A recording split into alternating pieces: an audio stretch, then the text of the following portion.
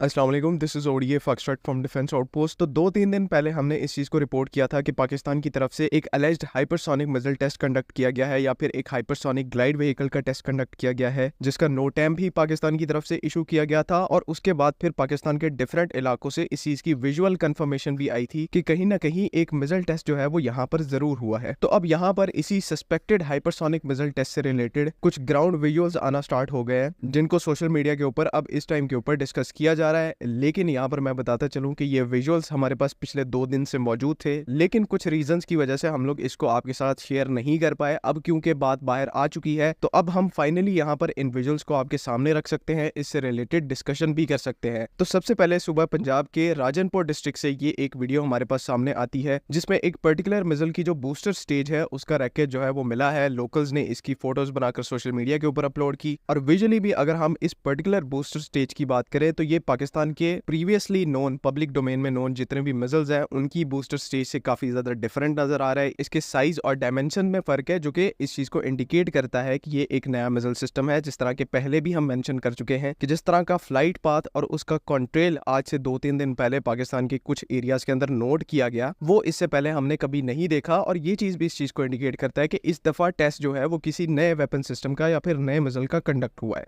बात करें जो विजुअल एविडेंस इस टाइम के ऊपर हमारे सामने आया है राजनपुर से, तो ये एक डेफिनेटिव प्रूफ नहीं है हमारे पास कि ये किस टाइप का हाइपरसोनिक यहाँ पर पाकिस्तान की तरफ से टेस्ट किया गया है। मतलब कि क्या ये चाइनीज ओरिजिन का हाइपरसोनिक है या फिर पाकिस्तान का एक इंडिजिनसली डेवलप्ड हाइपरसोनिक है। कुछ लोग यहाँ पर इसको Chinese YJ-17 ship based hypersonic से कंपेयर कर रहे हैं, बिकॉज रॉकेट मोटर का जो डिजाइन है वो कहीं ना कहीं इस पर्टिकुलर हाइपरसोनिक के साथ मैच हो रहा है 10-20%। लेकिन यहाँ पर भी 2-3 चीजें हमें दिमाग में रखनी है। पहला तो ये कि जो YJ-17 है पब्लिक डेटा के हिसाब से वो ship based vertical launch system से लॉन्च होने वाला हाइपरसोनिक मिसाइल है, तो पाकिस्तान के लिए ये सेंस जो है वो वैसे ही नहीं बनाता। दूसरा, यहाँ पर किसी भी हाइपरसोनिक मिसाइल के टेस्ट में दो बहुत ही ज्यादा इंपॉर्टेंट कंपोनेंट्स होते हैं। एक तो होता है हाइपरसोनिक ग्लाइड व्हीकल जिसे HGV कहा जाता है। दूसरा कंपोनेंट जो होता है वो बेसिकली एक बूस्टर स्टेज होती है जिसे इसे पुश करना होता है ताकि ये अपनी डिजायर्ड स्पीड को अचीव कर सके। और वो जो पर्टिकुलर बूस्टर स्टेज है उसे जनरली किसी भी बैलिस्टिक मिसाइल से बोरो किया जाता है। यानी कि मिसाल के तौर पर चाइना का जो DF-17 हाइपरसोनिक वेपन सिस्टम है, इसमें ये जो DF-17 है ये चाइना की एक बैलिस्टिक मिसाइल की सीरीज है। और इससे पहले भी जो DF-16 है, DF-15 है, ये सारे medium range ballistic missile, short range ballistic missiles हैं जो कि चाइना की सर्विस में अभी भी मौजूद है। लेकिन इसी DF-17 बैलिस्टिक मिसाइल के ऊपर जब आप एक HGV को इंटीग्रेट करते हैं, यानी कि हाइपरसोनिक ग्लाइड व्हीकल को इंटीग्रेट करते हैं, तो इन दो कंपोनेंट्स को मिलाकर कोई भी वेपन सिस्टम असल में एक ट्रू हाइपरसोनिक वेपन सिस्टम बनता है। सेम चीज जो है वो पाकिस्तान के केस में भी वैलिडेट होती है। अगर 4 से 5 दिन पहले जो टेस्ट हुआ है वो हाइपरसोनिक मिसाइल का टेस्ट था, तो पाकिस्तान की तरफ से भी इन दो कंपोनेंट्स को यूटिलाइज करके अपना जो हाइपरसोनिक वेपन है उसको टेस्ट किया गया होगा। और उसमें से जो बूस्टर स्टेज है जो कि बैलिस्टिक मिसाइल वाला कंपोनेंट है, वो इस टाइम के ऊपर उसका एक पार्ट राजनपुर के अंदर स्पॉट हुआ है, जिससे अगेन यहाँ पर आइडिया लगाना बहुत ज्यादा मुश्किल है कि किस कैटेगरी का कौन सा हाइपरसोनिक HGV जो है वो पाकिस्तान की तरफ से टेस्ट किया गया है। क्या वो हमारा अपना इंडिजिनसली डेवलप्ड डिजाइन है या फिर उसको हमने चाइना से TOT के तहत बोरो किया है। ये दो यहाँ पर पॉसिबल केस हो सकते हैं और अभी के लिए इन दोनों केसेस से रिलेटेड जो अनसर्टेनिटी है वो बनी हुई है। राजनपुर के अंदर ये जो एक फिजिकल एविडेंस हमारे सामने आया है, अनफॉर्चुनेटली ये भी किसी तरह से चीजों को सिंप्लीफाई या फिर एक्सप्लेन नहीं कर सकता कि किस टाइप की, किस लेवल की हाइपरसोनिक कैपेबिलिटी पाकिस्तान की तरफ से डेवलप की गई है। ऑब्वियसली अगर यहाँ पर चाइना का इनपुट शामिल है जो कि डेफिनेटली यहाँ पर मौजूद होगा, तो ये एक्सपेक्ट करना गलत नहीं है कि फाइनली इतने साल के बाद पाकिस्तान एक ट्रू हाइपरसोनिक कैपेबिलिटी डेवलप कर चुका है। एंड इसी कंपोनेंट को अब हमारी जो ARFC है, आर्मी स्ट्रेटेजिक रॉकेट फोर्स, उसके अंदर भी इंटीग्रेट किया जाएगा, जहां पर पहले ही फतह सीरीज के MLRS और क्रूज मिसाइल्स जैसे कंपोनेंट्स मौजूद हैं जो कि कंबाइंड तौर पर एक सीरियस अट्रिशन आर्सेनल को फॉर्म करते हैं। आई होप कि यहाँ तक चीजें जो है वो क्लियर हैं। हो सकता है फ्यूचर में हमें इससे रिलेटेड कोई थोड़ी और इन्फॉर्मेशन देखने को मिले जिसके जरिए फिर हम चीजों को और बेटर तरीके से सम अप कर पाएंगे। So let's hope for the best. बाकी अगर इससे रिलेटेड कोई भी कंफ्यूजन है तो काइंडली कमेंट सेक्शन में जरूर पूछें। अगली वीडियो तक के लिए अल्लाह हाफ़िज़।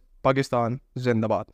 और विजुअली भी अगर हम इस पर्टिकुलर बूस्टर स्टेज की बात करें तो ये पाकिस्तान के प्रीवियसली नोन पब्लिक डोमेन में नोन जितने भी मिसाइल्स हैं उनकी बूस्टर स्टेज से काफी ज्यादा डिफरेंट नजर आ रहा है। इसके साइज और डेफिनेटली यहाँ पर मौजूद होगा, तो ये एक्सपेक्ट करना गलत नहीं है कि फाइनली इतने साल के बाद पाकिस्तान एक ट्रू हाइपरसोनिक कैपेबिलिटी डेवलप कर चुका है। एंड इसी कंपोनेंट को अब हमारी जो ARFC है, आर्मी स्ट्रेटेजिक रॉकेट फोर्स, उसके अंदर भी इंटीग्रेट किया जाएगा, जहां पर पहले ही फतह सीरीज के MLRS और क्रूज मिसाइल्स जैसे कंपोनेंट्स मौजूद हैं जो कि कंबाइंड तौर पर एक सीरियस अट्रिशन आर्सेनल को फॉर्म करते हैं। आई होप कि यहाँ तक चीजें जो है वो क्लियर हैं। हो सकता है फ्यूचर में हमें इससे रिलेटेड कोई थोड़ी और इन्फॉर्मेशन देखने को मिले जिसके जरिए फिर हम चीजों को और बेटर तरीके से सम अप कर पाएंगे। So let's hope for the best. बाकी अगर इससे रिलेटेड कोई भी कंफ्यूजन है तो काइंडली कमेंट सेक्शन में जरूर पूछें। अगली वीडियो तक के लिए अल्लाह हाफ़िज़। पाकिस्तान जिंदाबाद।